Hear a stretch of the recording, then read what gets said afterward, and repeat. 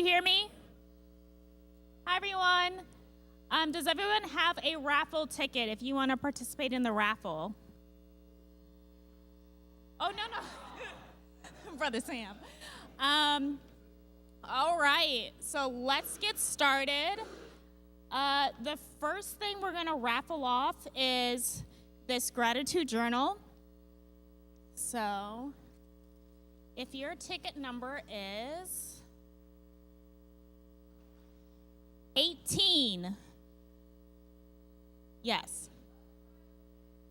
Yeah. Anybody have 18? Yeah. That's you? Woo! Here you are. Thank you. I guess I'll take this. Okay. Up next is a sweater and a hat, some wizard swag. All right. Ticket number 11. Number 11. Going once. Going twice. She's just.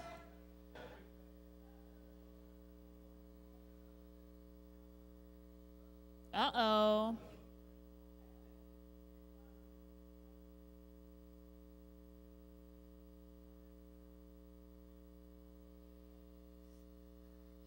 Okay, we're going to go on to the next one. I'll put number 11 back in here just in case that person shows up later.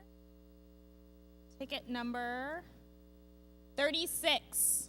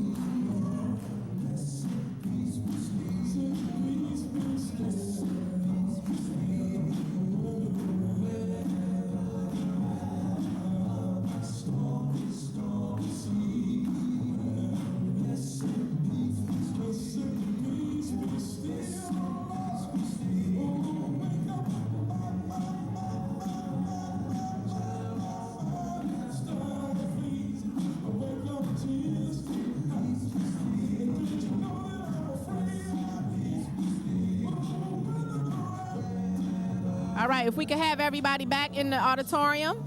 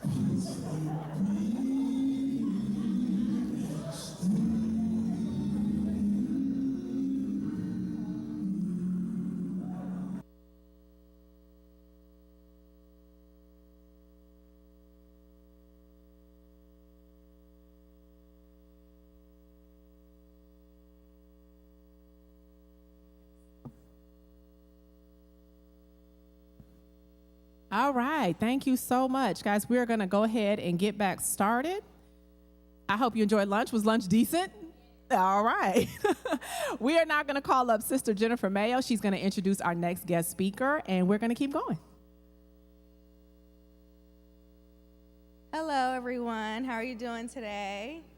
Okay, I'm going to read the introduction. Our presenter, Dr. Darla Bishop, wears many hats, including Medicaid Managed Care exec, professor, speaker, and author. The number of hats is due in part to her role as a spouse to an active duty service member. Today, she's presenting to us in her capacity as consultant from Finances LLC, a company she founded to support the financial wellness of families nationwide through financial education and career development. At the end of today's presentation, we'll share how you can get in touch with Dr. Bishop as well. All right.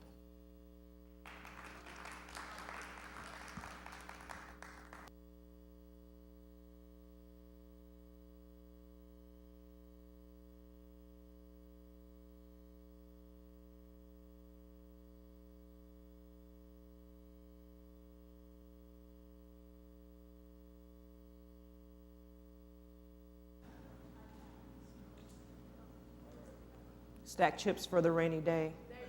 A. Okay. Thank you. Good afternoon. Hi, everybody. I'm Dr. Darla Bishop.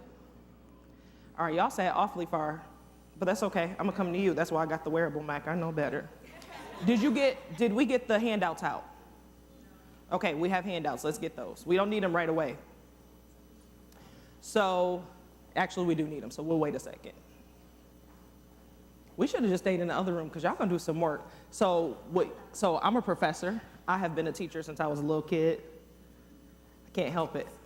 And so we're gonna do some work today.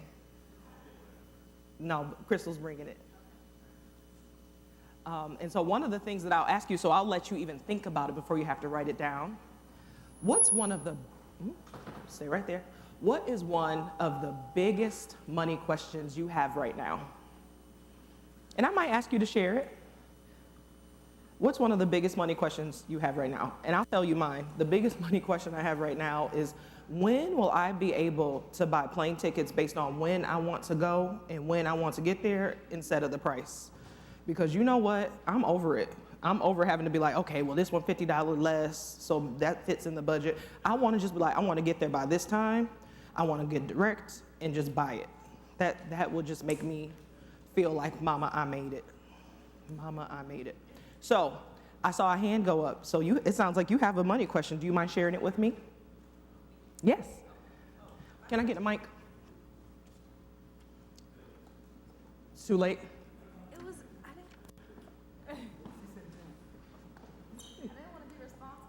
Oh, I get that.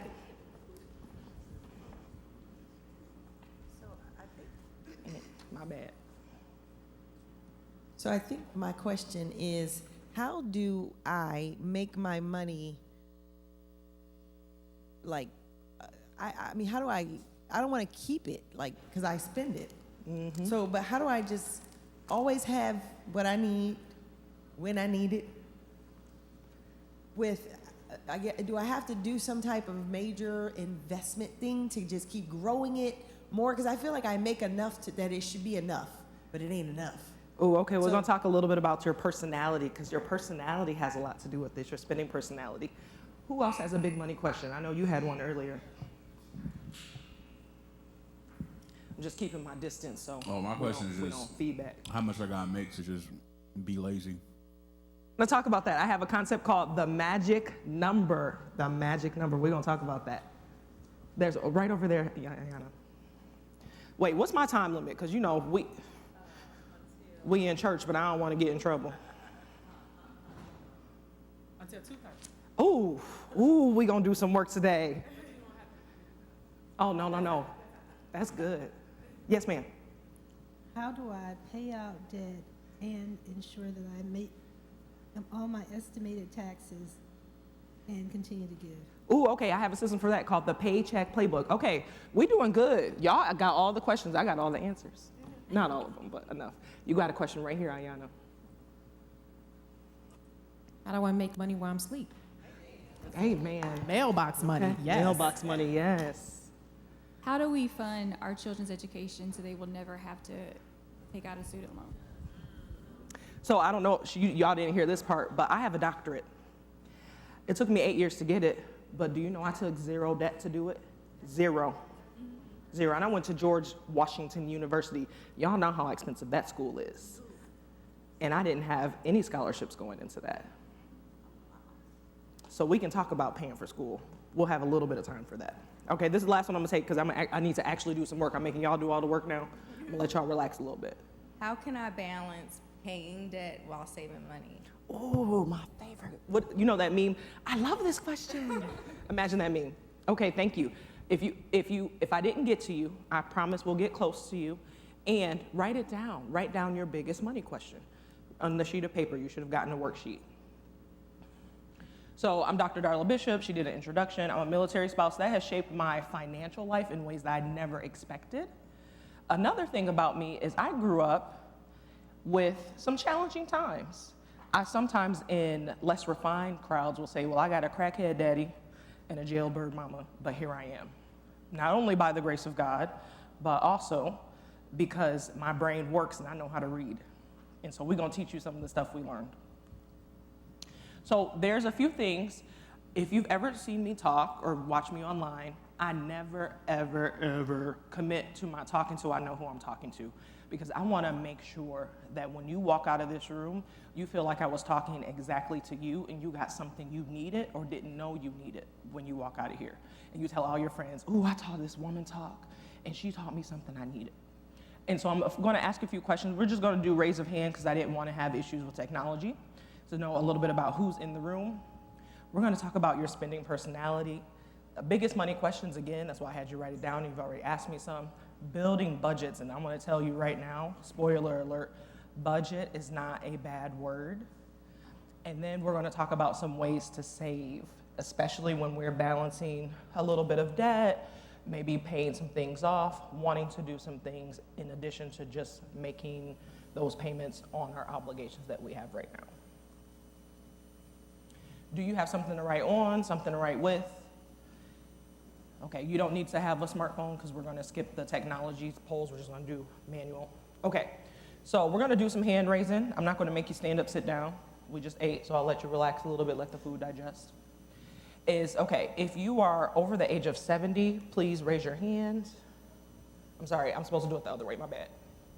If you are over the age of 10, please raise your hand. Okay. All right, over 20, over 30, over 40, over 50, over 60, over 70. Okay, thank you. Could you please raise your hand if you are working for some other person or business or company at least 25 hours per week? Okay, thank you. You may lower. Can you please raise your hand if you are running a business, whether it is primary or side hustle? Okay, keep your hand up if it is primary, the business. Okay, thank you. Are you parenting someone 21 or younger? I'm coming. I'm getting there. Okay, thank you. Do you have fur babies? Okay, good to know. Oh, that's a real baby. We asked about that. Okay. I think I know who I'm talking to. Who wants more money in their life? No, that's sorry. I was just trying on my, it was a joke. Skipping that. So first off, I want you to look at these spending personalities. And I want you to think about the stage of life you're in, how you use the money that comes into your life today. So there's 4 main archetypes when it comes to spending money. Are you the saver? Are you the person in the friend group, in the family, in the community that's like, I don't need it today because I'm gonna need it tomorrow. And so saving comes first on your list of things to do when it comes to your money. Are you the spender? I'm here for a good time, not a long time. YOLO. You're gonna enjoy the best that life has to offer, and it'll all work itself out. I'm a God-fearing woman, so I have faith. It's gonna all work out, so I'm gonna have a good time. How about the builder? So this is somewhere where you're a little bit of a mix. You do a little bit of saving. You make sure that you're getting that mailbox overnight while I sleep money.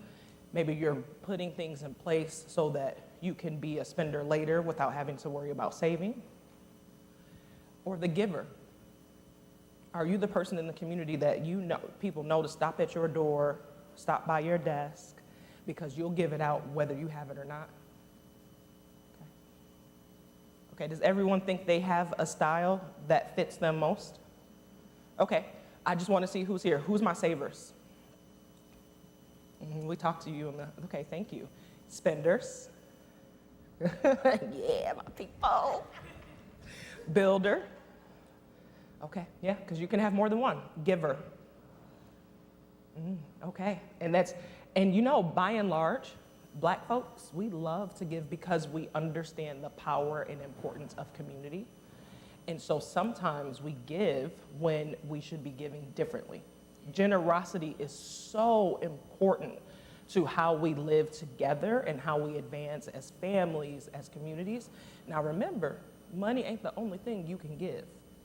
You can give time, you can give talent, you can give kindness, you can give knowledge. And so if once we get to the work of doing the money part, you realize, I need to stop giving money. Don't forget that there are so many ways, and sometimes even more valuable than the cash amount that you might be able to give based on what your budget says right now. I need a worksheet. Can I have one? Thank you. Okay, so how many of you know Dave Ramsey? Okay, right. Dave has a lot of good stuff happening, right? He helps millions of people with their money. Now, I have a few problems with Dave's method, but let me tell you something he gets right every day, is he put out this system called the baby steps. Now, the baby steps are so helpful to anyone who is starting out or starting over because it gives you a place to start, and then it tells you what to do next. And the promise is that if you work the system, by the end you'll have very little debt and you'll feel abundant and rich and happy. Now, I don't think he gets the order right, and so I readjusted it, keeping in mind that folks who look like me typically have different pressures on their money. Many of you are college educated. When you got that first job, your check didn't just belong to you. Okay, yeah, can I get an amen, right? Your check didn't just belong to you. You might have had at least student loans. At most, you might have been sending money home to someone, helping a younger sibling, helping an elder in the family. And so the baby steps don't work when it's not just my paycheck. So I created a system based on my experience of needing to be able to do all 3 things at once. I needed to stay in the present, take care of the bills today, but also build joy, happiness into my life so that my body trusted we were leaving all that foolishness behind. But I also had to take care of the past. I was in college or recently graduating college, so I knew that I had a trajectory of my life that maybe the folks who helped me get to college would not have. And I'm also the eldest. And so that meant that if my mom called me once she was home from prison and said, oh, you know, your sister really wants to do softball, but I don't know if I have the money. I said, oh, no, Mom, I'll send it right now. Because I wanted to be what I needed, but didn't have. In all the books I read, I've read almost 150 books on money. Almost all of them said, take care of you and then worry about them other folks. And that was not real life for me. So we came up with a system for how to do all three. The next thing is I need to pay attention to the future because future Darla, whew, her life is good. She going on planes, ain't worried about the plane ticket cost. When her baby say, Mama, can we have McDonald's? She's like, you know what? I got the McDonald's money and I want a milkshake. When cousin, auntie, somebody calls and says they need something, it's more about the logistics of getting it to them than not having it. And so, but you have to think about all three at the same time and do it in an order that allows you to take care of the present, the past, and the future of your money, okay? And so the very first thing, do you know that 70% of Americans cannot handle a $1,000 emergency without putting it on a credit card? I'm not gonna make you raise your hand because I don't need to get in your business like that today. But for Black folks, it's 83%. Now we're in Prince George's County, Maryland. A whole lot of y'all work for the federal government. And so we might have a slightly different situation in this room, but maybe not, maybe not. And so the very first thing that I have you do, if this is not something you already have, is we're gonna build that Oh Snap Fund. It says something else in the book, but we in church, so we're just gonna go with Oh Snap. The Oh Snap Fund. And the Oh Snap Fund is $1,000 that does not have a job, a duty, a purpose, other than, oh snap, let me go get the money to solve this problem, or to buy me time towards solving that problem. Because now $1,000 will not solve all your problems, but it's a lot of problems that $1,000 can save or can buy you just enough time to come up with a long-term and or permanent solution. So that's why we start there. So one of the things that I want you to think about, and you'll have to use the back of your worksheet for this, is if you needed to find $1,000, we're gonna give us 3 months to do it. 3 months to do it. If you needed to find $1,000 to put into this don't have a job other than the Oh Snap account, what would you do? How could you get the $1,000? Now the holidays are coming, so that gives us some opportunity to spend a lot of money, but also maybe some opportunity to create some. You might have a skill, you might have a talent, you might have some time to trade to build that money up if you need it. Now, a lot of y'all looking at me like, girl, I got $1,000 in the bank. Good, we can skip to step 2. We need a debt payoff plan. So anybody in the room have debt? I have a lot of debt. And like my feeling of debt as someone who grew up around a whole bunch of people that had negative credit scores, do you know you can have a negative credit score? Like it's a negative one, like not even just like 500, but like nothing. Is I'm just so thankful that I have access to other people's money. And other people's money has allowed me to do lots of things that I would not have been able to do otherwise. Go to school, travel. And so I use other people's money very responsibly, and it's cheap for me to use other people's money. I have a credit card right now that has a $72,000 limit, 0% interest. If I wanted to go buy a car and have 12 months to pay it off, I could do it. I'm not going to. But for me, debt, especially for folks who came from the community that I grew up in, debt is actually the pathway to the next step, especially when the debt is low cost. But when we're in the beginning of our careers or changing our life, sometimes we have a little bit more debt than our income because we've had to spend more than we're earning to make that shift. So if you have debt that you want to resolve, student loans are special. They are a different type of debt, but thinking about consumer debt, like your credit cards, loans that you might have on a car, a mortgage, there are two main ways to pay off debt. Does anybody know the two ways to pay off debt? Yes. More income, okay, yes. These systems have a name. Snowball versus avalanche. Okay, some of you have heard this. Some of y'all may have even done one of these. So snowball is when you take all the money you owe to people, you put it on a list or in a spreadsheet or in an app, and you go from top to bottom in terms of how much money you owe. Avalanche is where you take that same list and instead put it from top to bottom based on the interest that you are charging, right? 100% of the time, I recommend snowball approach. Now, some of y'all will be like, but I know math. I'm good at math. I had a high ACT, SAT score. Math is my favorite subject. I'm teaching my kids how to do trigonometry at 6. And the math tells me that avalanche is the best way to take care of my debt because then I'll pay the least amount of money over the time. Okay, but if your top debt that you're trying to pay off is $17,000 and it takes you so long to get there, you will feel like you will never get there.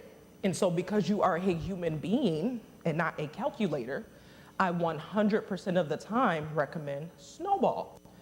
Because with the snowball, you might only owe $100 on a credit card or to your cousin.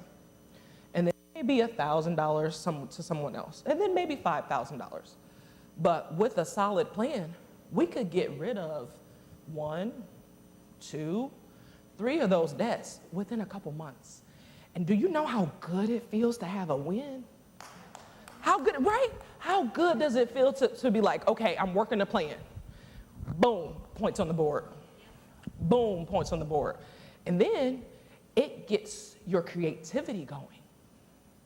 And so then maybe you only figured out that you could put $500 towards your debt, but you're like, man, if I did that with $500, what could I do with $750? Ooh, I did that with $750. What could I do with $1,000? How fast could I do it? It becomes a game. It becomes a contest. It becomes you against you. And so studies show that, yeah, on the outset, the math tells you that avalanche is better. But in reality, the difference in interest paid is less than 3%. 3% difference. But who feels a lot better as they're doing it? The snowball. Who's telling all their friends, oh, I just paid something off. No, I can't go to brunch with you, but we can come over here and we can eat the eggs that's in the fridge. Right? Right? Exactly. Like you get excited about it. That dark tunnel that you're in, you start to see the light and you're like, oh, it's not a train coming to hit me. It's the end of the tunnel. I'm on my way. And so if any of you are thinking about putting together a debt plan, that's the first step you got to take. I want you to write down every dollar you owe to somebody, including the $20 you took from your cousin, because you can pay that $20 back probably real quick and get a win this week. And the interest rates matter, but the win matters more. You have a question, I want to answer it.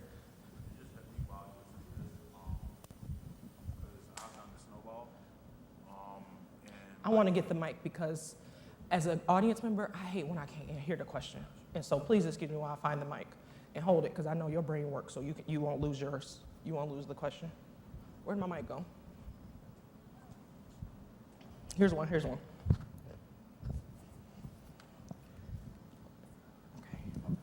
Thank you. So, have you ever used that same methodology, but also apply it to other things outside of debt? Because I was just thinking that as you were saying that it really is a game, but once you take that game out of debt and try to apply it to other areas of your life and see if you could still replicate those same results, if that makes sense. You can, but it usually has to do it still has to have a money component. So exercise maybe, but you have a finite amount of energy and time to go to the gym. So if you're starting, you might say, okay, all I'm going to do is walk around the block. And then I'm going to try it 2 times, right? So yes, starting small, because the most important thing and the thing that people are scared to do is start. Take one step, just one, because one leads to two, then two leads to three. And the next thing you know, your student loan debt will be gone in January. That's what you told me in the hallway. Yeah. He's almost ready. He's almost done paying off his student loan debt. Because at some point in your past, you said, I don't like owing these people this money. Yeah. And so you rearranged whatever you needed to rearrange to make that happen. Yeah. Yeah. Thank you. Did you have a question? I just want to ask you to explain the snowball again. How Yes. Thank you for asking that. Okay. So if for anyone who really wants to kind of practice this, I want you to write down 3 debts. Take your notebook or just a blank part. So you owe BP, because you got a gas credit card, $100, and the interest rate is 28%. Debt number 2 is you owe, let's call it a Chase Visa card, $2,300, and that interest rate is 22%. Visa, Chase Visa. 2,300, 22% interest. And then you have a care credit because you needed some dental work, and although you have health insurance through work, you had to still pay some things out of pocket. So you put $1,700 on the care credit card, and that is 0% for the next 6 months, but then it jumps to 32% after that 6 months. And I don't have this on the slide because we're doing this live. Did everybody get that? You took good notes, so I can read your notes if we need to. Okay, so if you're doing the snowball, you pay attention to how much you owe. So you put it in order, and it would go BP, then care credit, then Chase, because it's how much you owe. If you're doing the avalanche, it would have a different order because you're going on the interest. So what would come first would actually be that 17, because even though it's 0%, it's going to jump real high if I don't finish it, and then go to the BP, and then go to the Chase. So are you seeing the difference in why you have the different order? Okay. So the snowball, you go amount owed. You pay attention to the amount owed. So it would be 1, then 3, then 2. Right. Avalanche is based off of the interest.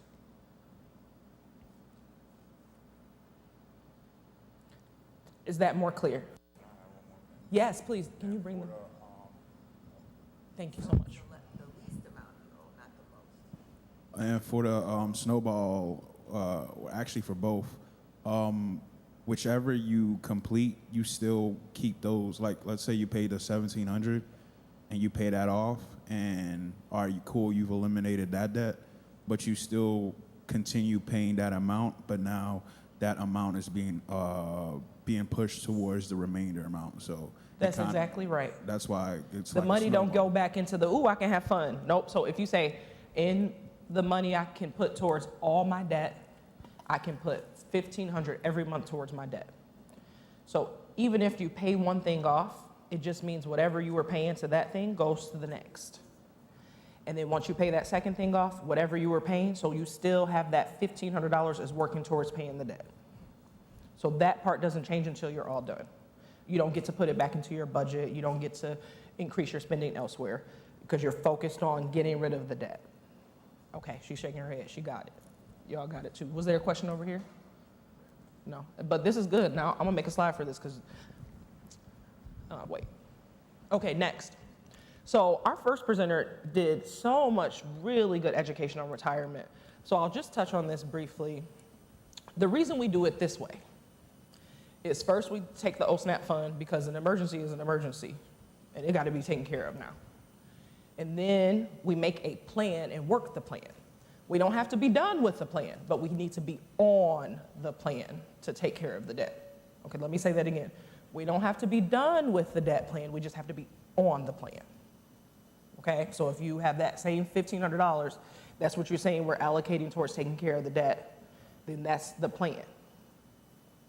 Once we have the plan, then we pay a little bit more attention to retirement. Now, for those of you who are under 40, it's slightly different than for those of you who are over 40. I'm gonna talk to the under 40 crowd first, and then I'm gonna switch over to the over 40 crowd.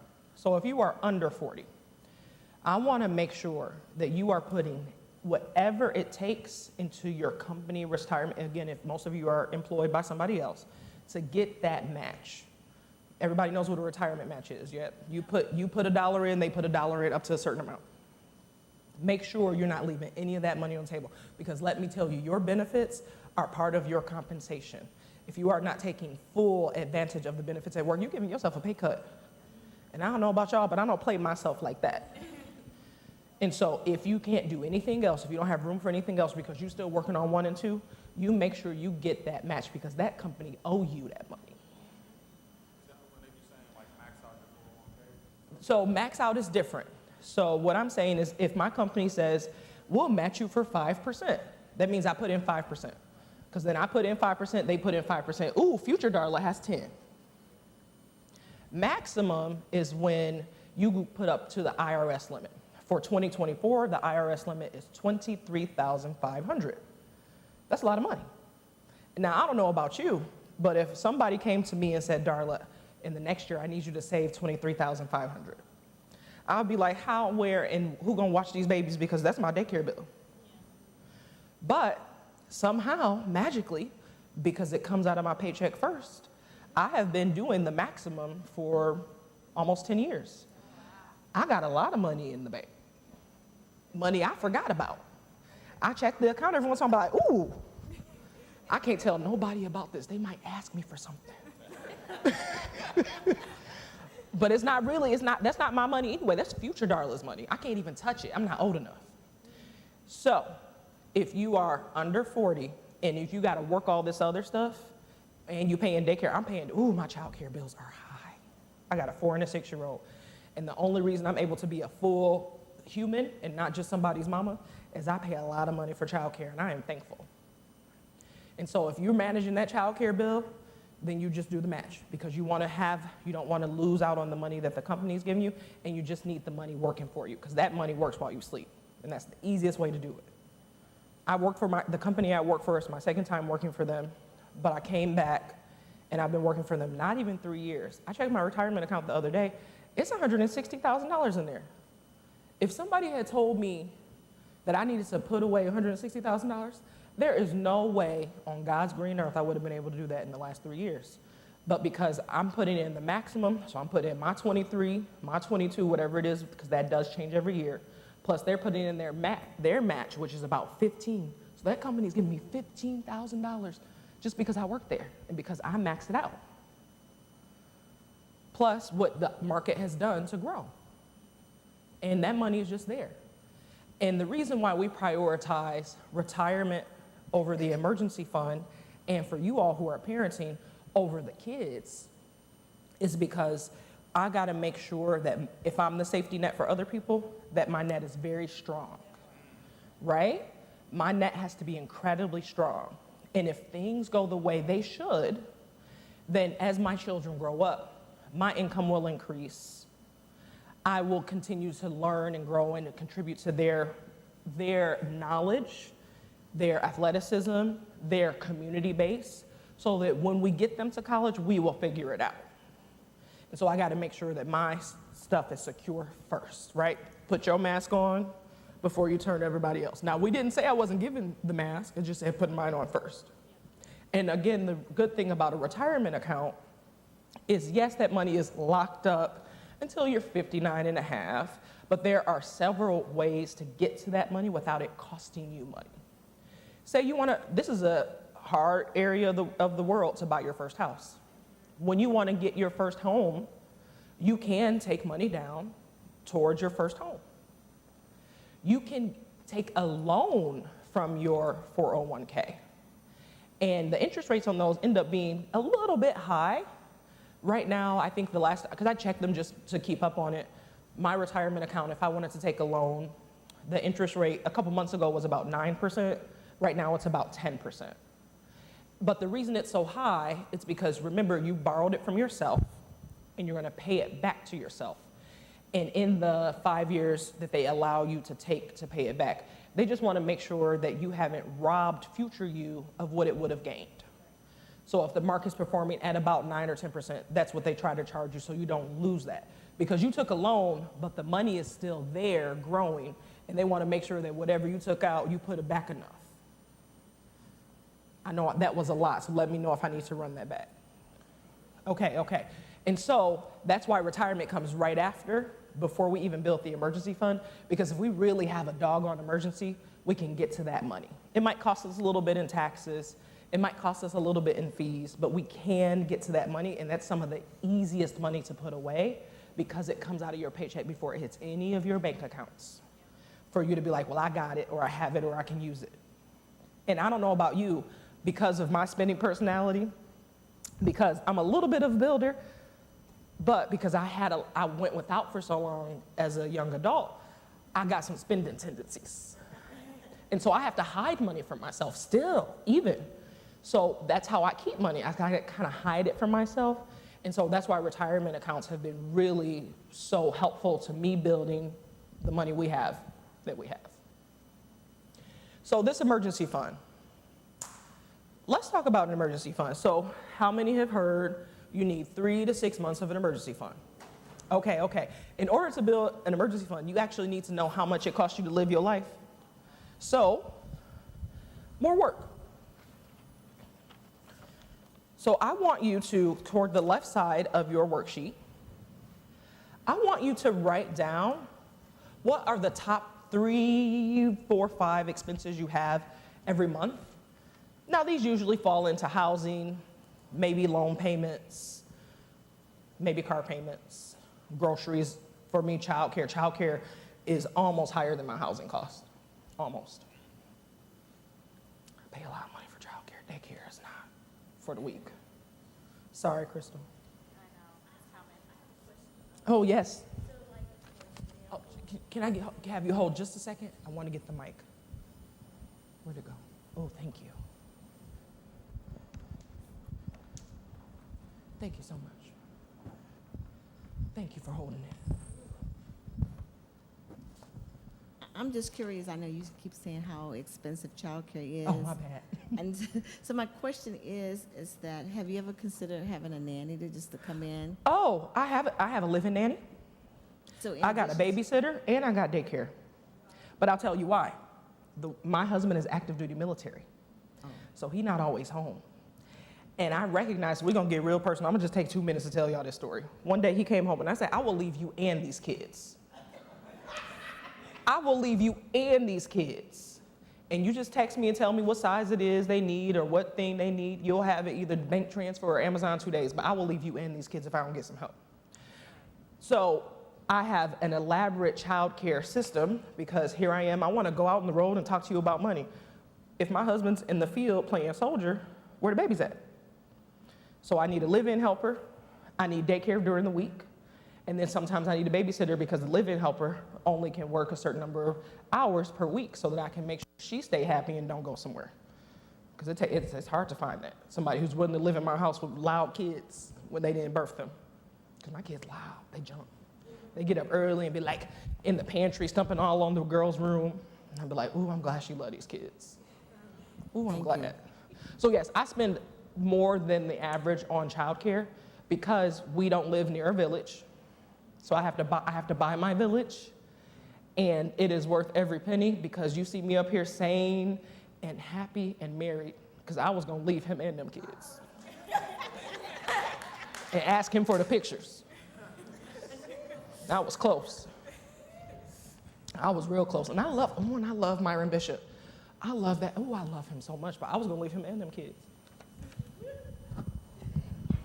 My mama, okay, one last thing. My mama said, you gonna have some little young girl live in your house? What you gonna do when you find her in bed? I said, honestly, Mom, I'm gonna say, thank goodness, that's one less thing I gotta do today. I'm gonna go to sleep in the guest room, and we'll talk about it in the morning, but I'm gonna get some good sleep. And she looked at my face and she said, oh my God, you are serious. I said, as a heart attack. And she said, okay, I'll leave you alone. She ain't said nothing since. So just in case you're considering that and you got a family member who's gonna say, what you gonna do? You tell them that, they'll leave you alone. My mama ain't said nothing since. We are on our 4th au pair. We've been doing it for 4 years. My hair grew, my credit score got better, my skin cleared up. I ain't said the D word since, like talking about, no, I ain't talked about leaving nobody. This has been great. Highly recommend. But I spend about $50,000 a year on childcare. That's, yeah. Yeah, but that's why I gotta come do this, talk to y'all so I can make the money for the babysitter. And one day my beautiful babies who are 4 and 6 will grow up and have beautiful lives of their own. And even though they're good kids, just like I'm a good kid, I don't always remember to call my mama. And I recognize that. And so I want to make sure that when they off living their beautiful lives that we have allowed and contributed to, that I got something for myself too. And I can't, and my energy, I told you I was going to leave him in there, kids. I really was. I knew which suitcase I was going to pack. I knew which sorority sister I was going to call and be like, hey, I just need a couple days. I had a plan, and that's no good. I know there's a therapist in the room. When someone's threatening to harm someone or themselves, you find out they had a plan. I was like, oh, I had a plan. This is high risk. We got to do something. Okay, back to the emergency fund. Okay, so did y'all write down? I know I got off tangent, but it was good. I'm glad we went there. Did you write down your top 3 to 5 expenses? Okay, great. Now, the good news is when you're building an emergency fund, you can build it using just these top 3 to 5. Because if you're in a situation where you actually have to dig into your emergency fund, one of the first things you would do is cut out any extras because you want that emergency fund to last as long as possible. And so, and 3 months probably sound real daunting. So if you think about how much money it costs you to live your life today, and what I mean how much money it costs you to live is think about over the course of a month, how much money you got to spend for all your regular stuff, and then all that irregular stuff that comes up. Now, what's an irregular expense? The irregular expense is the stuff why you feel like you don't have no money. Starbucks, well, that can be a regular expense, though. Ulta. Oh, that was personal? Okay. It's okay, y'all. It's okay. He got to go. See, well, he forgot. He forgot he got to ride home with you. He forgot he got to ride home with you. It's okay. He going to learn today. He going to learn. But also, I know my group of friends, the friends without kids, love brunch. The friends with kids love play dates at really fun places so we can actually talk because the kids are distracted. But entry to those places cost, right? And so I'm living in a little bit of both worlds. And so what that means is if so-and-so comes to town and we're having a party, but that wasn't in my budget, I got to make some decisions. And so what I'd like you to do is think about the next 6 months. So we're still at the end of October. So Halloween's next week. Y'all got the costumes, you got the candy for the kids, you got the special spooky decorations. You already got that? Great. Then you don't have to write nothing else down for October because we're at the end of the month anyway. But what's coming up in November that is not something what typically happen? Hint, hint, Thanksgiving. Every year, this is the year I stop. I'm not paying $8 for organic sage because I'm going to get the sage this week when I go to the grocery store. Every week, we don't have enough sage, or this sage, it don't taste good. Somebody gonna talk about the dressing. And so then I go to the store. All that's left is the really beautiful artisan glass bottle, $8 sage. And I'm not saying it tastes a little good. You taste the difference. It tastes almost like it was fresh. But it would have been just as good with the $3 sage. Okay, December. January, February, who has a birthday? Who's getting married? Are there any trips that you're thinking about or already have on the schedule? Okay, so write those things down because your secret weapon in your money is your calendar. Your secret weapon in your money is your calendar because everything on your calendar has a time consequence, an energy consequence, and a money consequence. And so if you look at your calendar, look ahead a few weeks, a few months, then you can plan for all of those consequences so that it's on the good end, the positive end, the happy end, the joyful end, instead of the stressful end. And I'll give you a real example that I'm so glad I finally got out of the habit. So I have school-age kids, so there's a birthday party every other weekend, it seemed like. And if mama is on it, when I'm at Target or when I'm at the grocery store, I make sure to go down the clearance aisle and get an age-appropriate toy for $10, $15. And I got a little stash of gift bags from all the other birthday parties. And so when mama is on it, that gift costs me $10 to $15. When mama's not on it, we stop at Target on the way. I let the baby tell me what they think their friend will like, and that's about $35, $40. And that $20 difference is small in the grand scheme, but if I do it 2 times a month because we got a baby's party every month, then that adds up. So in the emergency fund, what I want to make sure to tell you is don't worry. If you are starting from all you got is the OSNAP fund, don't be like, I got to do 3 months, okay? What I want you to do is get 1 month in the bank. 1 month. 1 month. By yourself, 1 month at a time. Then once you get that 1 month, start working towards 2. And then once you got 2, start working towards 3. And once you have 3, you might figure out, you know what, this is enough. Our jobs feel okay. We don't have any new big expenses coming up. We can stay right here at 3. If the company been talking about layoffs, if you know you got a baby coming or childcare change or something like that, then you might start working, keep going closer to the 6. But don't worry about taking it all at the same time.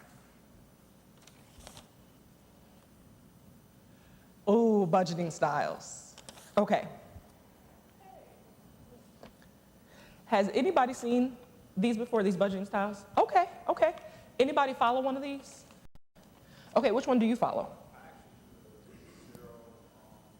Zero-based budgeting. Okay, so zero-based budgeting is, if you've heard Dave Ramsey talk, is basically like every dollar has a job. So at the end of the month, every dollar has been given some job. They either went to the savings account or it went to pay off a bill, but there's no such thing as extra money because every dollar has a job. It doesn't mean spend all of it, but that every dollar was put to work. People get that confused about zero-based budgeting. They're like, oh, I still got to have something to pay. Yes, that's part of the, okay. Yes, sir. Back to your list. Yes. Vacation wouldn't be added to the list, or be something to what you had listed before? Vacation. Vacation is part of your emergency fund? Yeah, well, no, this vacation, should you make it a separate priority? Yes. Yes, because, okay, there's 3 kinds of savings. We're going to get to that next. So hold it, put a pin in it. So I don't like budgeting styles because my life don't fit into super cute categories. That's probably why you use zero-based budgeting, because you gives you more flexibility, right? You're like, I just got to give every dollar a job, but it might not be 50%, it might not be 30%. That's why we don't do this. We don't do none of this. That don't work. It don't work. And like the way I started budgeting is I was like, this got to be real.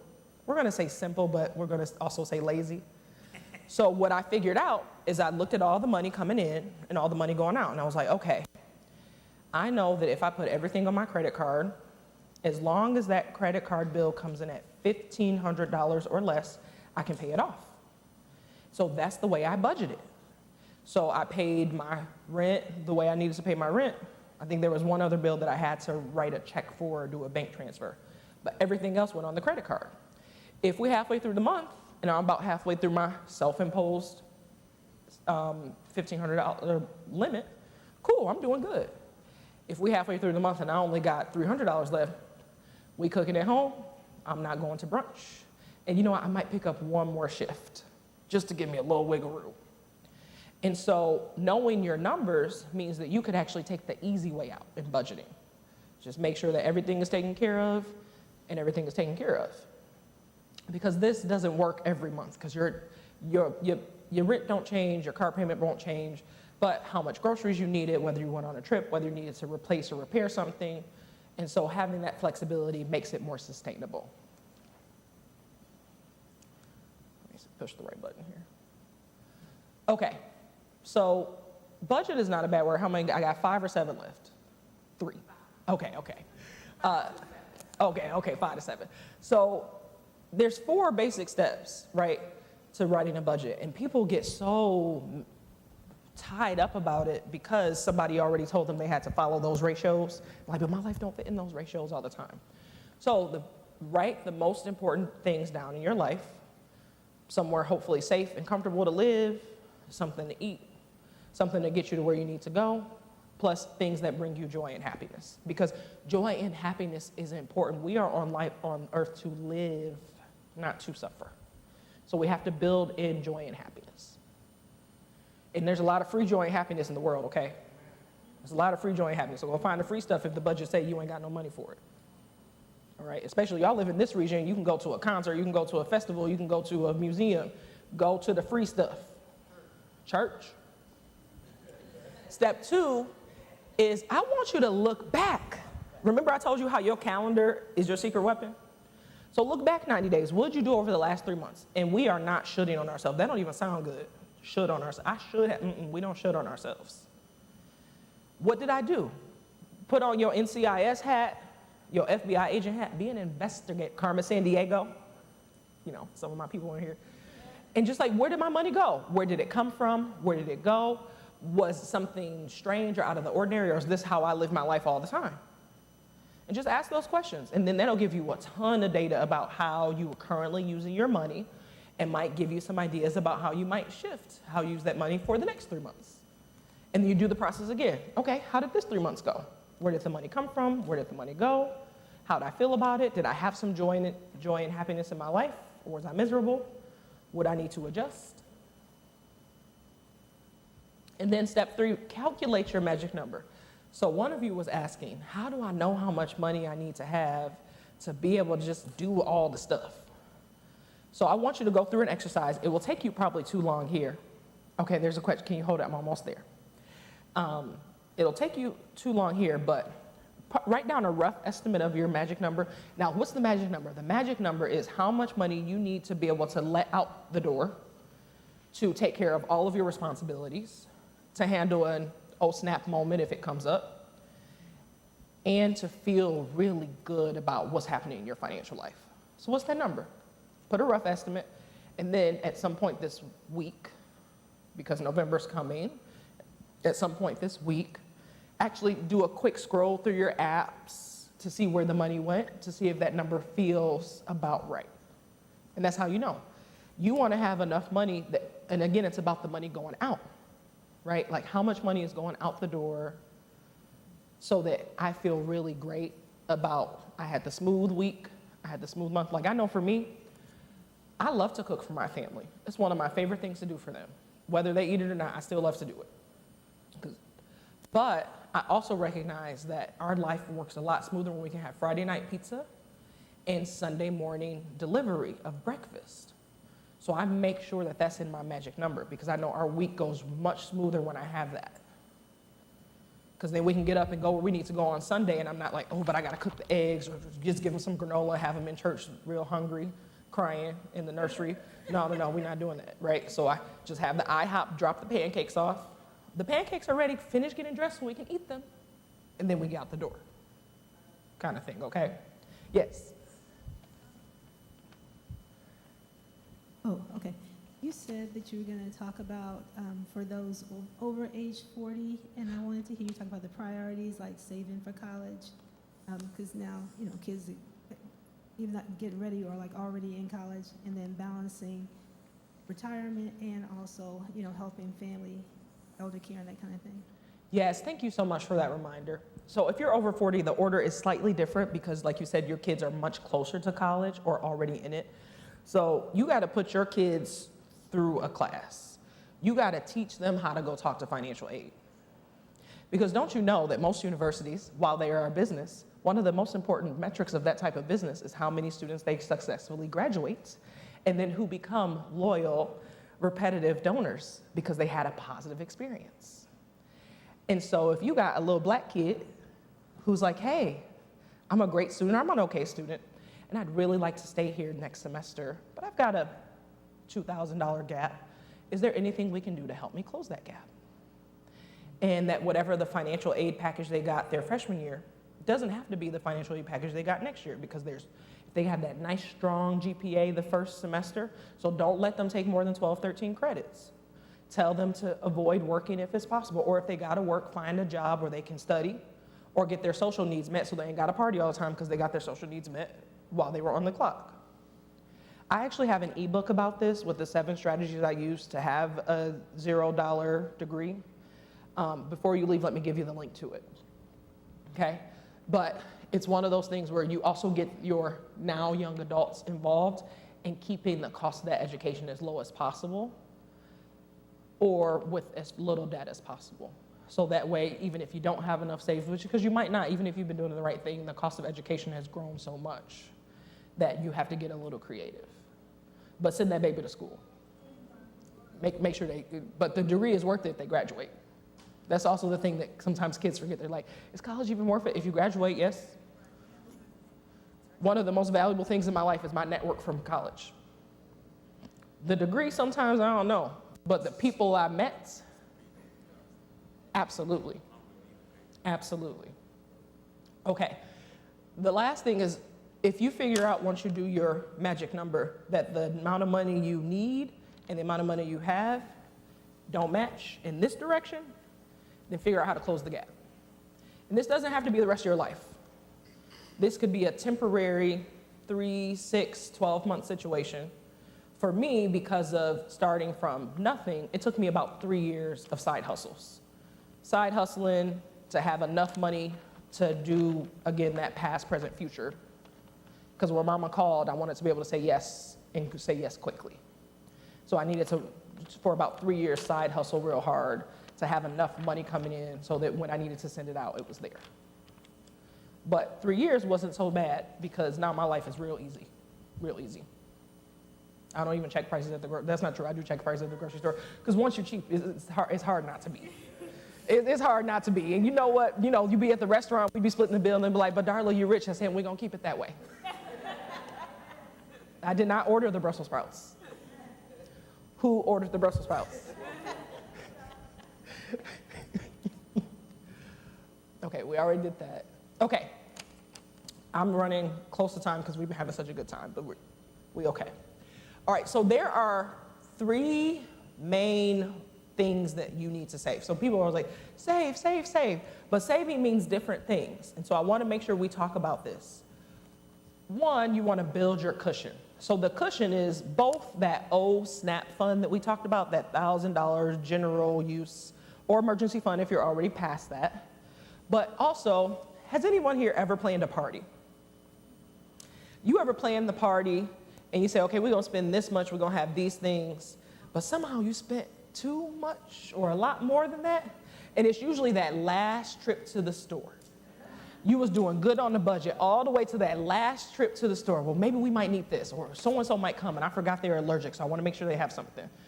Or did we get anything for the vegetarians? So you at the store on that last trip, blowing the budget, but you've been good for weeks planning this party. So the way that I like to talk about the cushion is you're planning the party of your life. We're going to plan for champagne. We're going to plan for champagne, but ooh, we buying Welch's. We are buying Welch's sparkling cider. But we put the money in for champagne because you know what? On that last trip to the store, I'm going to buy just 1 bottle. Okay, maybe 3. But by doing that, by building that little bit of cushion in, when the heat bill comes in a little bit higher than normal, or some friends came to visit and so you bought extra food or extra ingredients for that special meal that they like, it doesn't throw everything off. Okay, so we always build a little in. If your bill is normally 50, put 60 in the budget. If you normally spend this much on breakfast, you know, price is going up. My little IHOP used to be $24. Now it's $32. Soon it'll probably be $40. So I have $40 in the budget. Because I'm not giving up Sunday morning breakfast. I'm not doing it. The other thing is prep for special purchases. So this is your question about vacation. So you also can plan out, I want to go on vacation. I want to move into a different or better apartment. I want to get a new car. One of my favorite tricks for doing this, because you know, I told you I got to hide money for myself. So I drive a 2019 Chevy Equinox. Good car, great car for a mom. When the kids were in the little car seats, it was really easy for me to put them in this way because I wasn't doing all this. And the car's paid off, and interest rates are starting to come back down a little bit, and my husband got a new car. And so since he got a new car, and we've been driving around in his new car, I'm like, well, maybe I should get a new car. And I was like, okay, well, I know I can't get a new car with less than about $500 a month car payment, even if we get some super special interest rate. So I start paying myself the car payment. And I do this somewhere between 2 and 6 months before I'm ready to make the change. I take that $500 on the 1st or 5th of the month, like I would be paying the bill, and I pay it to my savings account. And that does several things for me. It lets me test out the feeling of having that new or different bill, right? So I can see, can my budget actually afford the car payment, the rent change, the move? It also lets me build up a little extra money in the cushion, because anytime you move or change something, you always need, oh, I gotta get the wax coating on the car. We need new rugs. We don't have enough trash. Have you had to buy trash cans recently? Trash cans are so expensive, right? And so it also helps you build a little bit of extra money in the savings account for those things that are gonna come up that you didn't realize were gonna come up. And so that's my favorite way. So after about 2 months of paying myself this car, I said, oh, I'm driving this car until the wheels fall off. Now, I left the money in my savings account, but I stopped. I'm like, I'm not sending nobody $500. I'm not doing it. Not doing it. Not doing it. And then future you. So future you, if you're still at the beginning of the paycheck playbook, focused on the retirement accounts. Once you got that debt taken care of, then we start working on brokerage accounts. And brokerage accounts is basically the investments that are not tied to your age. So that way you're putting the money in, it's working in the market, but you don't have to wait till you're 59 and a half to get it.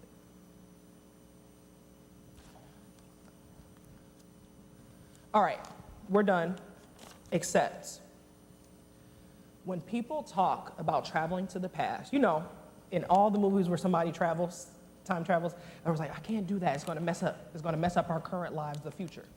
They worry about changing something in the present by doing small things. But almost no one in the present thinks about the fact that you can change the future by doing something small. And so today, before you leave up out this room, and I see you walking out, so don't leave before you do it. Did it go? Oh, see. So I don't know if you've read this book, but the principle of this book is when you have a lot of things that you're managing, childcare, debt, wanting to save, you order your priorities in such a way that you choose one thing to do first that either makes the other things easier or renders them unnecessary. So I need you to write down, what's one thing you're going to do before Halloween? One thing. It can be as tiny as I'm gonna scroll through my apps. It could be as tiny as I'm gonna make sure that I have something automatic going into that savings account. What's one thing you are going to do to get your money closer to where you want it to be? One thing. Anybody know what that one thing might be? I would love to hear it. Yes. For me, it's going to be. Thank you. So I got introduced to Dave Ramsey in like 2010. Moved out of my house and some other stuff because Dave said.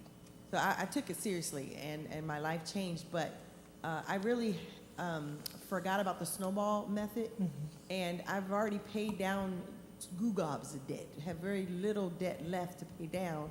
But even as I'm coming down this end of the debt road, I forgot about the snowball, and I'm almost done paying off one big thing, and I was thinking, I'm gonna have extra money, but I still got 2 other little things. Get rid of them. And I was like, oh, so that's the one thing I'm gonna do. I'm gonna get those paid off quicker. I'm so excited for you.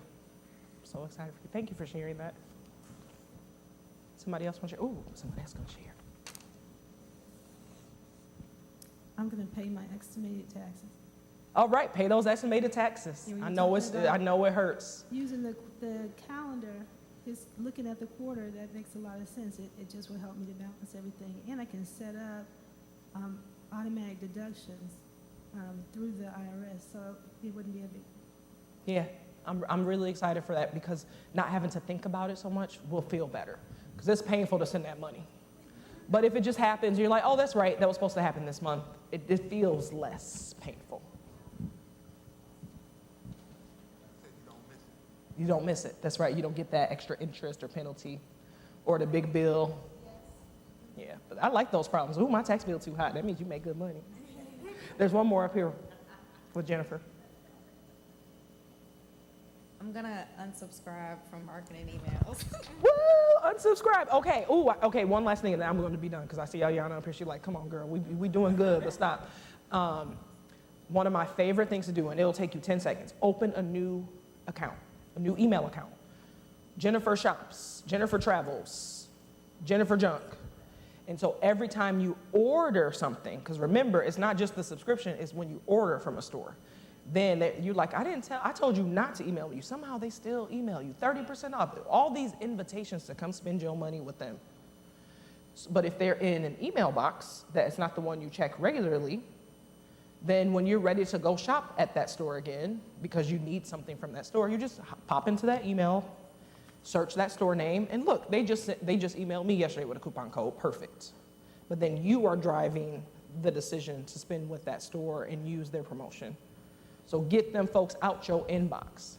Get them in Jennifer Shops, Jennifer Saves, mine is Darla Travel 7. Darla Travel 7 at gmail.com. I'm getting them people out my inbox. Every time I unsubscribe, and then when I go to order, I'm like, nope, order from Darla Travel 7.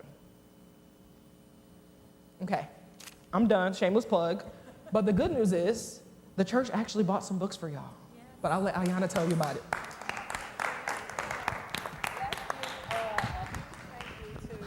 Dr. Bishop, can you hear me? Okay. So yes, give it up. Part of today's program, all the participants should have enough, hopefully, get autographed copies of this very lovely packaged version of her book. So please make sure you stop by the front to pick that up. And then also make sure you all heard from the subject matter experts today. The people who are going to help you, the people who have the knowledge and answered your questions. Please follow them on social media. Please share their content. Please like their content, because guess what's going to keep coming up in your algorithm? Their content. If you want this information, if you want to continue to learn this information, you got to do the right things in terms of what you're looking at online. Guys, we are ahead of schedule. Look at that. Praise God. Here we go. We are in the home stretch. We are going to wrap up today with Mr. Terrence Jackson. Let me tell you a little bit about him. He's no relation to Tavon Jackson. He's a seasoned cybersecurity expert with over 2 decades of experience in both the public and private sectors. He currently serves as the Customer Security Officer at Microsoft. Terrence is renowned for his leadership in cybersecurity, strategic planning, risk management, and compliance. Beyond his professional achievements, Terrence is a passionate advocate for diversity in IT, dedicating his time to mentoring and hiring people of color and women in the field. He also actively advises startups, sharing his wealth of knowledge and experience. He most recently founded the Cyber Deacon, a community which is focused on combining 2 of his passions, faith and technology. When he's not safeguarding digital landscapes, Terrence enjoys spending quality time with his family, diving into the Marvel Comics universe, and cheering for the University of Alabama football team. So Terrence today is going to be talking about safeguarding your money, right? You're making money, you're saving money, you're doing well, you got bank accounts, you've opened all the things. Guys, your password shouldn't be password. We're going to give you some very practical information really quickly, because he does this all the time, giving you some practical information on avoiding scams, how to protect the money that you now have. So this is something you're definitely going to tune into, because Terrence is going to give you a lot of good tips, a lot of good insights, things that you look out for to be on the safe side with your finances. Welcome. Hey. Got stuff in all my pockets. So I'm not a financial advisor, but I play one sometimes. So just to add to all the excellent content that has been given today, I've heard the theme of side hustles or bonus jobs. I can almost guarantee everyone in here has something that they can do to generate additional income. She put up the book, The One Thing. What's the one thing that people frequently call you for? What's your area of expertise? For me, it's technology, obviously. Everybody has a computer or a phone, and something's always breaking, getting hacked. But I say, do an inventory of your skills. It has never been easier to generate extra money than it is today. Has anybody heard of this thing called artificial intelligence or generative AI? I spend probably 75% of my time traveling around speaking to Fortune 500, Fortune 100 companies because they're trying to figure out, and they phrase it around, how can I optimize my business by using AI to increase my profits but reduce my capital expenditures? Guess what each one of us in this room is? A capital expenditure. So I've said it before and I'll say it again. AI may not necessarily directly take your job. It's going to impact your job, and those individuals that embrace it will be the ones that take your job. If one person can do the job of 5, don't be one of the 5 that's like, AI what? AI who? So with that being said, you've done all these great things to pay off debt, save, invest, but guess what? There are also people that wake up every single day, trying to figure out how to get what you have. This is a full-time job in a lot of other countries. China, Russia, Iran, North Korea, primarily wake up daily. And we're in a scenario right now, the election's coming up, to where your inboxes are inundated with interesting emails, things that pique your interest that some of us want to click on, and when you click on them, sometimes you download something that's unbeknownst to you, and guess what happens? Yeah, you get a virus, but then they start doing info stealing, they're taking your password. So I always like to ask this question, and the answer that I get is always super scary. How many people in here use the same password across multiple services when you log into stuff? So Netflix, Amazon, same password. Okay, so how many of you use that same password to access your Fidelity or 401k accounts, Bank of America, or financial accounts? Same password. Okay, either you don't want to raise your hand or we got some good cyber hygiene going in here, but there's usually at least one. So how many, so we're going to go through some strategies and steps, but I also want to talk through some things that you may not be aware of when we talk about financial scams. So how many people have ever heard of pig butchering? And I'm not talking about the animal. I'm originally from Alabama, so I know what pig butchering is. I used to enjoy slabs of bacon. But in this regards, we're talking about a scam that actually has a very long tail to it.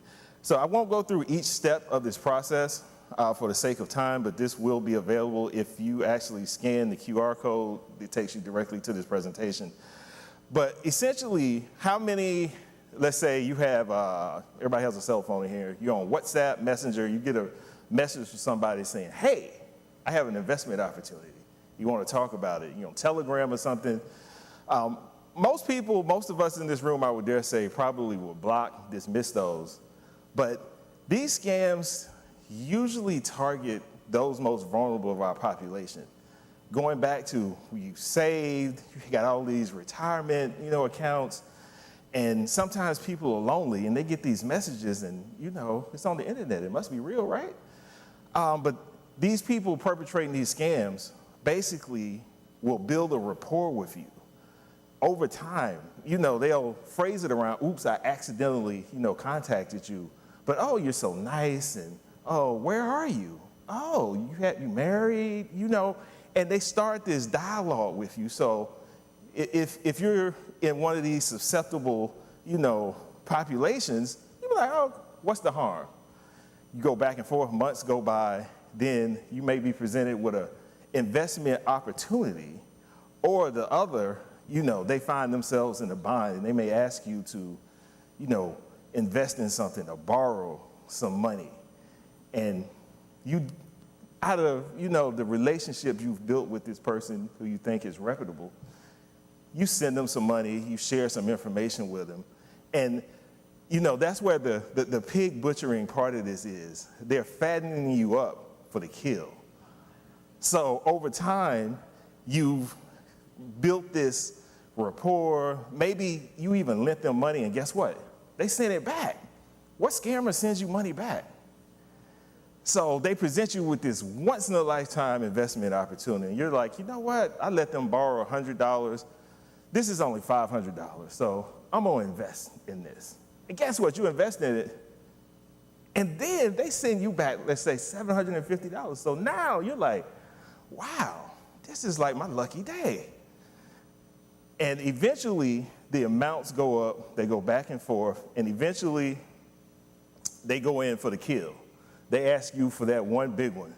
If you give me $10,000, $20,000, I'm going to give you something with unreasonable returns, $100,000. And you're like, well, all these other times.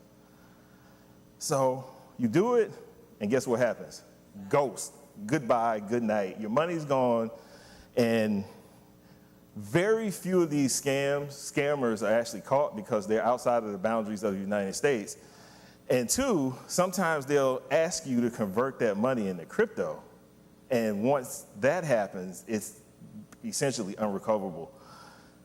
Last year, approximately $12.5 billion in cyber fraud was perpetrated against victims in the United States. And that stat is pulled from AARP, the FBI, and the FTC. So some of you are sitting here probably, I would never do that, but to the sum of $12.5 billion, a lot of people fall for this scam every single day. And there was an article, I think in the Register, probably a couple months ago, where they did an investigative story. This is supporting actually trafficking, sex trafficking. They have call centers where people are forced to work, that they can't leave, that have been kidnapped trying to escape certain scenarios or countries, and they get caught up in these pig butchering scams. So imagine a warehouse with 1,000 people, and they have to close clients every day. This is a full-time job for them. Yeah, full-time job. So just be mindful. Two, I guarantee you everybody here has gotten at least one of these. You get a text message saying that your card has been fraudulently used somewhere, and they want you to click and verify some information. The problem with this type of scam is sometimes the bank will legitimately send you a text message if you sign up for text alerts. So you have to be able to delineate between what is real and what is fake. So what I always say do is, if you get a text message, call your bank. Don't click on any information. Don't go to any random websites or portals. Call your bank and ask them if they sent you a fraud alert. True story, because we're being transparent. This was about 4 years ago. I traveled to New Orleans to drop my son off at college. So I was staying at a Marriott, and I got a phone call about 2 o'clock in the morning that I thought came from the front desk, because they said, hey, this is the front desk calling. We need you to verify your credit card information. When you checked in today, something happened. 2 o'clock in the morning, I'm groggy, not on my, my P's and Q's. So what did I do? I reached in my wallet, gave him credit card information. I hung up, but it didn't feel right. I was like, so I got up, went downstairs, talked to the front desk. They was like, dude, we didn't call you. So even the best of us can get scammed. But if you really think about how that had to happen, it probably likely was an inside job. Somebody knew I checked in. They knew what room I was in. They called, and as soon as they got the credit card information, they immediately tried to do an online transaction, which was blocked, but nonetheless. And this was 4 years ago. This was before deep fakes and all these other things. So that's our question, Sister Collins. I just was going to make a comment on what you just said. Many of you know I work for the IRS, but I was traveling with my manager just a month ago, and he and I were walking, and he gets a call on his phone, and he goes like off, and I'm like, we're going to a meeting. What are you doing? But he got a call. It was a scam call, but he thought it was real, and he got reeled into this whole situation. And he felt so bad later that he got reeled in, but it can happen to the best of us. And it was a scam. Absolutely. And that takes us into our next slide. We talked a little bit about deep fakes. So I'm going to let this play. Hopefully the audio comes through.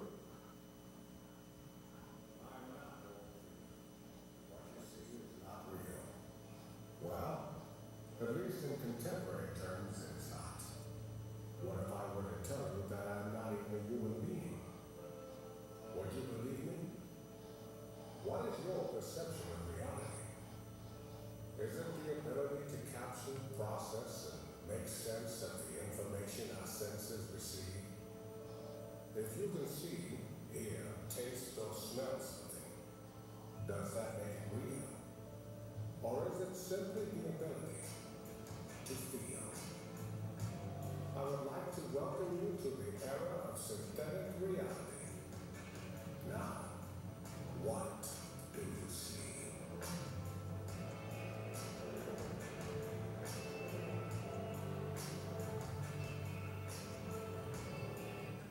So we are in the era of not only synthetic reality media, but if we talk through deep fakes, what our senses tell us is real today, is it? I mean, there was a CEO of a company 2 months ago that wired $26 million to a threat actor because he thought he was talking to his CFO. He was on a Zoom call having a live interaction with someone he worked with, the CFO of his company, and he couldn't tell the difference that it was a deep fake. Video, gestures, everything matched up. We're in the election season. There will be more synthetic media produced over the next 2 weeks that are going to flood social media, your inboxes, to where it's going to be hard to differentiate between what's actually true and what's actually a lie. You're going to see candidates from both sides of the aisle saying things that they really didn't say. We've already seen that. And threat actors are also doing the same thing when it comes to synthetic media to compel you to act. We've seen a number of fraudulent scams where you've probably heard about the grandparent scam where they'll get a phone call from what sounds like their grandkid that's in a distressful state. I've been kidnapped, or, I've been arrested and I need this amount of money to bail me out. And they're like, you need to wire it right now. Don't get off the phone. Don't call anybody. And as a grandparent that frequently has a conversation with that grandkid, they was like, oh man, I have to help my grandkid out. Those are fraudulent for the most part. I mean, sometimes they're real, but those are the types of scams that are being perpetrated. And it goes back to pig butchering. They're targeting a certain population that they feel are most vulnerable. It goes back to like the tech support scams, calling, again, older people. It's like, hey, your computer's been infected. I work for Microsoft. Let me remotely connect and help you. I can assure you, and I work for Microsoft, we will never call you and tell you that your computer's been infected by a virus. Now, we may send you an email that says your email account's been targeted by a nation state, but again, we're not going to call you to ask you for personal information. Recruitment fraud. Again, I'm probably going to say about 30% of the people in this room has gotten a text message say, hey, I got an opportunity for you. You want a job? Hey, Temu, Shein, or any of these other companies they'll perpetrate to be, but like, hey, you can work from home. You're going to make $500, $1,000 a day, week. We need you. don't do it. It's a scam. And the flip hand side of that, you may have seen in the news, there have been a lot of companies that have actually hired employees that weren't real in the sense of it. They went through the recruitment process. They went through interviews. How are we doing interviews primarily for jobs nowadays? Virtually. And we've already seen you can generate a deepfake with very little skill, and actually it depends. All I need is 5 seconds. 5 seconds of any of your voices, which I probably can grab off of most of your social media pages, and I can generate a deepfake of your voice. That's all I need, a 5-second clip. All I need is 7 seconds of a video of you, and I can pair that with the audio clip and generate a reasonably, positioned deepfake persona of you that I could use on Teams, Zoom, Skype, whatever.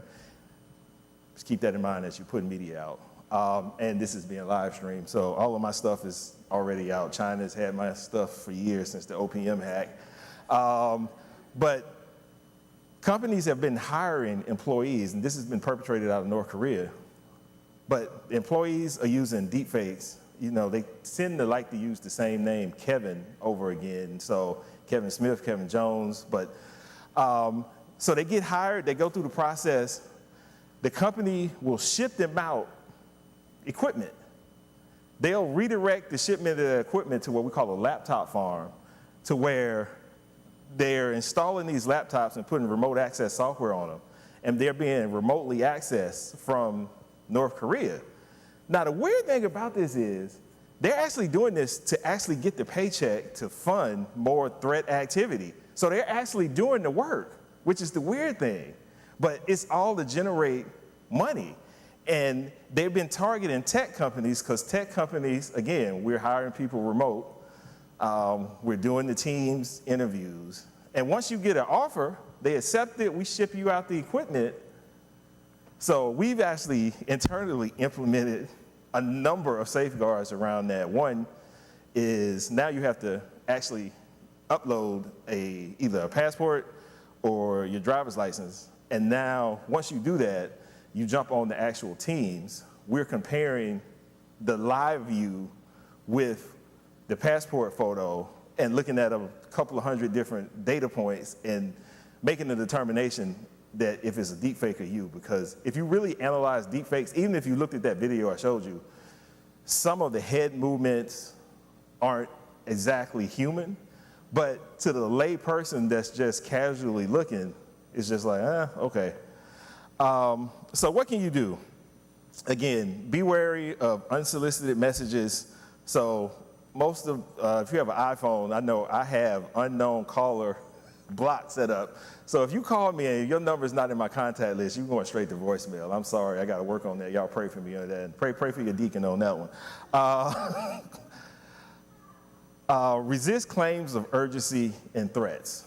And this goes both ways. Somebody calling you saying they need you to pay something right now, or they're going to send a summons, a warrant, because you're going to be arrested because you had some debt you didn't know you had. All those are scams. Scams. If somebody has a warrant on you, I can almost guarantee you they're not going to call you and tip you off before they come arrest you. So common sense is on some of these. Again, and closely monitoring your financial accounts. So going back to that password sharing, please use the password managers that's built into your phones. Brother Tatum. Everybody, I don't care if you have an Android or iPhone, there's a password manager built into your phone. It will generate a unique password, and guess what? It'll remember it for you. Two questions I have. One may be of data breaches. So if you work for a company or even for the government, you had a data breach. And also, could you speak about the dark web? Because I've seen my information come up on the dark web. And things what you should do about it, what the dark web is. So the dark web is a version of the battery die, not readily accessible to, I would say, the average person. there's a browser called Tor. Just, I don't want to go too deep, but it's called the Onion Router. But usually you can jump on Tor, which is a web browser just like Edge or Chrome, and that will allow you to at least access the dark web. But there are these marketplaces that data that's been stolen from, by hackers that are put up for sale. So for example, you can buy 100,000 passwords for like $15. So it's really cheap, and there's this whole ransomware as a service model because they figured out a way to monetize this. So let's say I have no technical skills, but I know how to get to the dark web, and I want to perpetrate a cyber attack against, Acme Incorporated. I can pay $100 a month for somebody else to hack a company on my behalf, and then we're going to split whatever the bounty is at the end. So again, this is a full-time job for a lot of people. This is how they fund their, regimes and activities. But there was a company that nobody heard of that basically leaked the social security number of every American about 2 months ago, National Public Data. So if you have a credit cards that do monitoring, you probably or will get a alert that said, hey, we found your information on the dark web, and it's going to say your social security number. Freeze your credit. That's at this point. Freeze all your credit. That you can do that with each credit company. But I operate on the premise that my data is already out there, so I keep all of my credit reports locked. I do have a number of free monitoring services because I've been probably a part of every big breach for the last 10 years, but I also pay for one that sends me monthly reports, dark web monitoring, but also it scrapes the internet to look for other, say, indicators of compromise or PII, personally identifiable data out there, because we have shared a lot over the years on Meta, or Facebook, just to name a few. And one of the interesting things I'll tell you about Facebook, not a bad thing, but even when you delete your account, they don't delete your account. They actually retain it just in case law enforcement wants access to your data. So I always say, if you don't know who the product is, it's probably you if the service is free. That horse has left the barn. So the data is out there, but there are some things that you can do, just using common sense, using the password manager, implement multi-factor authentication especially on your financial account. So what that means is, you traditionally have a username and a password, but the multi-factor is another factor of authentication. So it'll send you a text message to your cell phone, or they're like Google Authenticator, Microsoft Authenticator, that actually will generate a random 6-digit code that it'll ask you to type in. But for your financial account, since we're in that discipline today, please enable multi-factor authentication on those. And also monitor your login history. A lot of people do this, but say once a month, go and look at where these services say you have logged in previously. Because sometimes it won't always trigger an alert. And if you're only using the username and password, these threat actors will do recon. A lot of them, they'll stalk you virtually to learn, where you're going, what you're doing online, because guess what? We post it.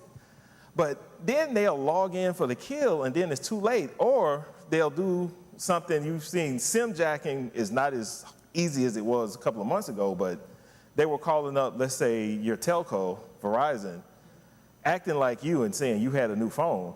And then they switched the SIM out, so now their phone is your phone, and they start doing rapid resets of all of your passwords, because typically you set your password resets to notify you via text message or email. So they're able to clone your phone from a SIM swap. So, yeah, I know, the world is terrible.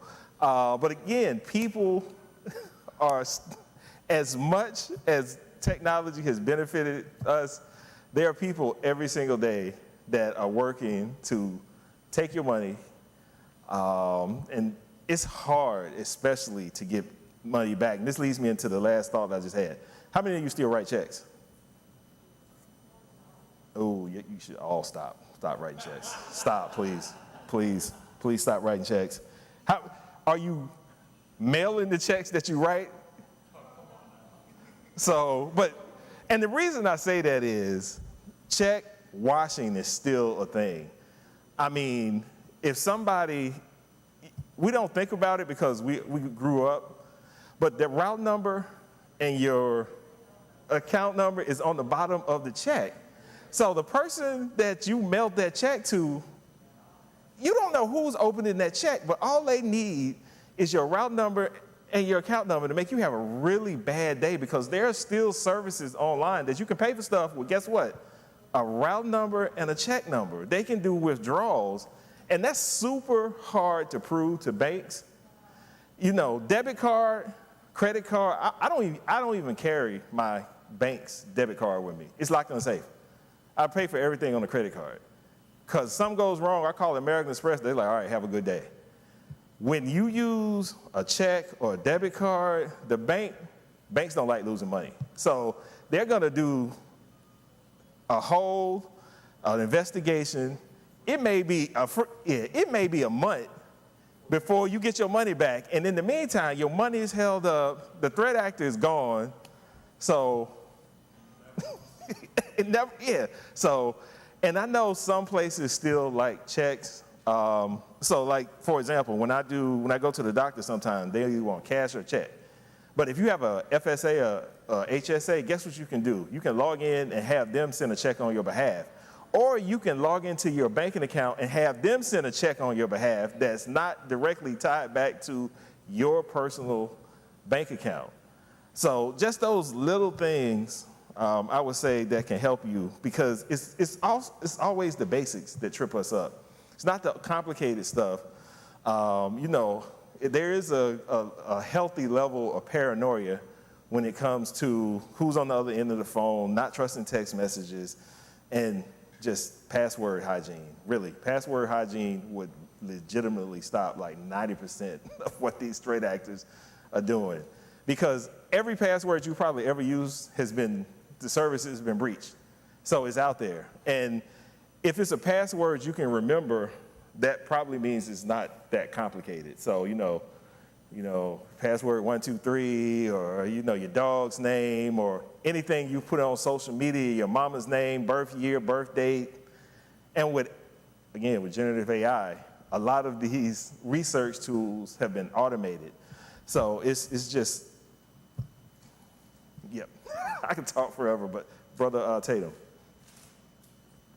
you got a question? Again, this is another side note. I also work for the IRS. And this actually happened to me. So this is just advice to people, especially if you're getting a refund. Do not wait till the last minute and seeing your taxes in at the last minute. Because I actually started at the IRS, the first year this happened to me, okay? I was getting a refund, I waited till the last minute. Somebody had filed them and got my tax refund because I waited so late. So what I'm telling you, if you wait till the last minute, April whatever, and you expect a refund, you're putting yourself up for somebody else getting it. Because people somehow are getting people's Social Security numbers and filing their taxes and getting your refund. Yep. I'll wrap up. How many of you have played with generative AI at all? Like, besides my wife who's running through the back door. And I just go back to kind of how I started with me talking to these companies. AI is going to affect almost every industry that requires people to do stuff, for lack of better words, especially starting with knowledge workers. So I just encourage you, it's not something that's it's here. We've actually moved into what we're calling agentic AI, where all that good work you're doing at your jobs right now, all that you've generated, your employers have accumulated that, and now they're training bots to do repetitive tasks that some of you may do. And again, the capital expenditures that are high for these businesses are usually human capital. So we have, yes, sir.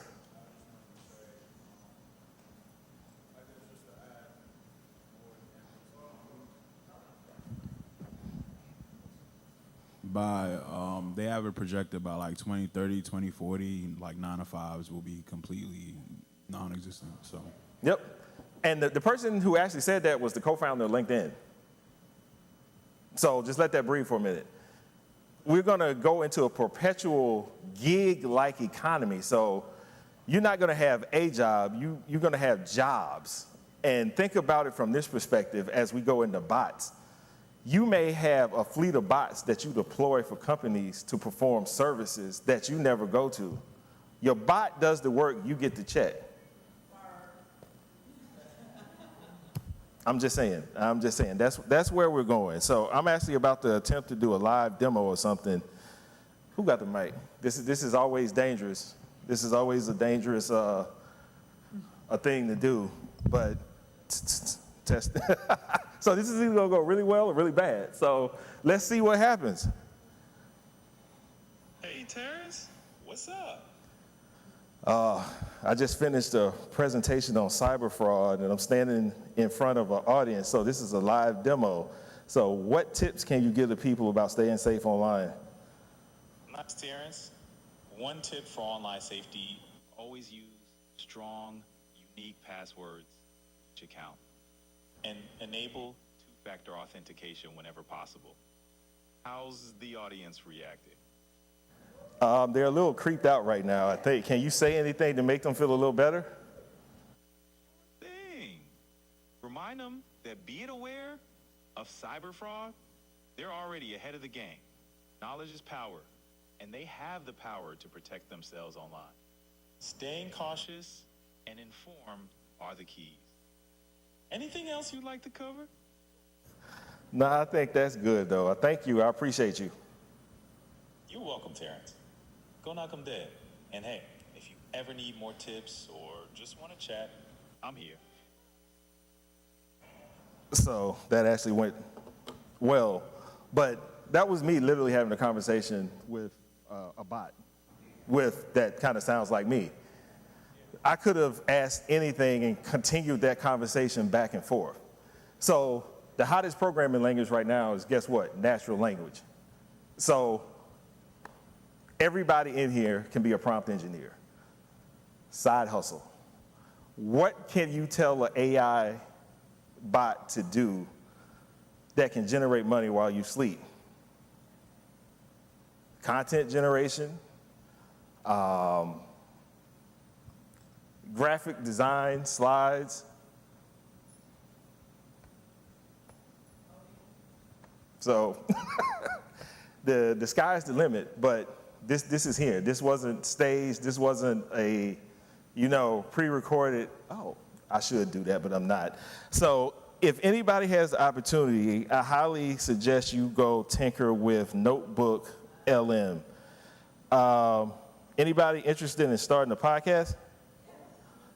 Okay, so now I promise, give me 2 seconds. So I was tinkering with Notebook LM. This was a couple of days ago. Okay, so today we're diving into something pretty interesting, I think. Oh, yeah. Is this still on? Oh. Okay, so today we're diving into something pretty interesting, I think. Oh, yeah. And it's the Cyber Deacon. Interesting name. Yeah, just the name itself is kind of what drew me to this. Yeah, definitely, yeah. And we've got a snippet from their website here. Right. To kind of pick apart and see what we can find out about the Cyber Deacon. Okay. I don't know, it's like cybersecurity meets Sunday school or something like that, right? Yeah, I see that for sure. Those hosts don't exist. That took me 4 minutes to generate. I pointed it at my website, asked it to generate a 5-minute podcast. Have a good day. No, for real though, but Notebook LM. And that right now it's free. So again, one of the reasons I started the Cyber Deacon was to bring faith to technologists and technologists to faith. But guess what? Technology touches every arena of where we're going and where we are. And a lot of these tools right now are free. Notebook LM is free. ChatGPT, free. Copilot, free. People have been using free to generate passive income. People have generated books, ebooks, physical books, by having a natural language conversation with their computer, with their phone. So the choice is yours. Yes, ma'am.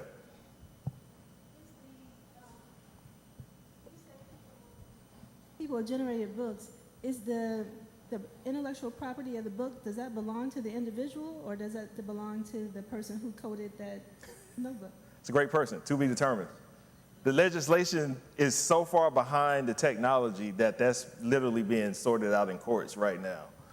Like, one of the things that we did at Microsoft was we offered protections for entities or individuals that are using our AI to generate intellectual property in the case of future litigation for copyright infringement. But yeah, the technology is way ahead of the laws and the litigation right now, because a lot of artists have had interesting, lawsuits that they've brought about, because you can, if you look at tools like Midjourney, you can ask Midjourney to create, a piece of art in the style of, Basquiat, Picasso, Andy Warhol, and it'll basically perfectly copy that artist's style and generate a net new piece of content, but it gets iffy. So to be determined. But I will say the bad side of that was, and I know I said I was done, but there was a lawyer that used ChatGPT to generate a legal brief, and he submitted it to the court. You may have saw this on the news, this was earlier, and the information in the brief, the case law that was cited, didn't exist.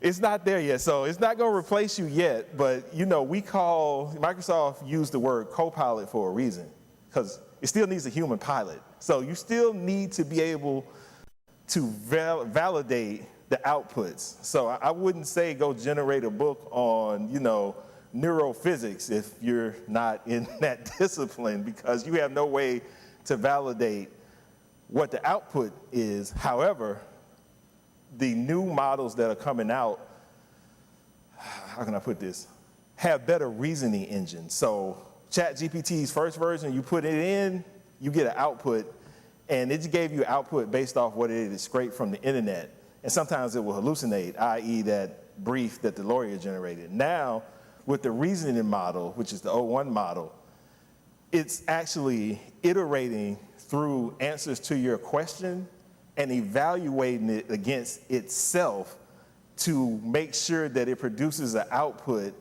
that's at least 98 to 99% accurate. So it takes a while. You'll see it actually if you switch, any of you had ChatGPT accounts, if you switch to one of the models in preview, it'll think about it. And that's where we're going with the autonomous agents and the bots. They're going to be able to reason before they act, instead of now, you give me an input and I'm just going to throw something out. So they're trying to make the thought processes more human-like. All right, last one, I promise. How far do you think we're away from true artificial intelligence? Because when I was working with the government, me and my boy, we would go back and forth for that, and literally the conversations we were having 3 years ago is happening in real time now. So the point that I asked him was well, how far do you think we are? And he was teetering along the lines 10 or 15 years, and I said we're probably closer than that, and it appears that way. I would say we're probably trustworthy, autonomous, I would say 10 years. If we just take Tesla and its full self-driving, which has been promising autonomy for 5 years, it's getting closer, but it's not there yet. And I think the O1 model, and as more if they start adding reasoning and the reasoning gets better, we'll get close. Now, will it, it will still be emotionless, and it's still going to be highly based off logic, but I think we'll get to the point where it's able to, on the fly, make literal decisions, life or death type decisions, which is actually somewhat scary at this point. But we're testing a lot of that out in cybersecurity for security operations. Like when alerts trigger and they come in, trusting the machine to do the full investigation and take actions and close the investigation. So we're getting close. Again? Tell us your website again. Oh, thecyberdeacon.com. And also on Instagram? LinkedIn, Twitter. But no, thank you for your time and attention. It's been a great day. Yep. Yay! Give it up for the Cyber Deacon. So I just want to encourage you all to, again, please utilize the resources that we were able to provide to you today. If I could have Sister Crystal come on up. Guys, we made it. Who is going to do, what'd you learn? Raise your hand if you learned something. One good thing. What'd you learn? One good thing. Annuity insurance. Yes, Brother Gary. Dark web. Brother Jennifer. Avalanche versus Snowball. So many great resources for today for this event we put together. And I bring Sister Crystal up here with me because this was all her idea. You want to say anything? Just wanted to say thank you to all our speakers again. Again, we have Darla in the back. She is going to be personalizing these books. I think we have enough for everybody, but also go to her website, and I know it's all displayed in the front there. But I've known Darla for, 13 years now. I worked with her, yes, Michigan Connection, a long time ago. And I remember just thinking, wow, Darla has it together. I was always thinking, I want to grow up and be like Darla, because she's got it. And she is just such a rising star. And I'm, so grateful that you were able to come out here. She traveled from Michigan to be here with us. So just very grateful to you. And I also want to remind everyone that we have service tomorrow. For those of you who are visiting, I hope everyone got a brochure about our congregation so you can learn more about the Prince George's Church of Christ. All right, well, thank you all tremendously. Oh, one more thing. I want to say a very special thank you to Brother and Sister Sapp, to Sister Jennifer Mayo for helping out today, especially to Sister Pam in the back. Give it up for Sister Pam Sinclair. And thank you so much to everyone who donated items today. We really appreciate all the contributions that we got for our program today. Thank you all so much.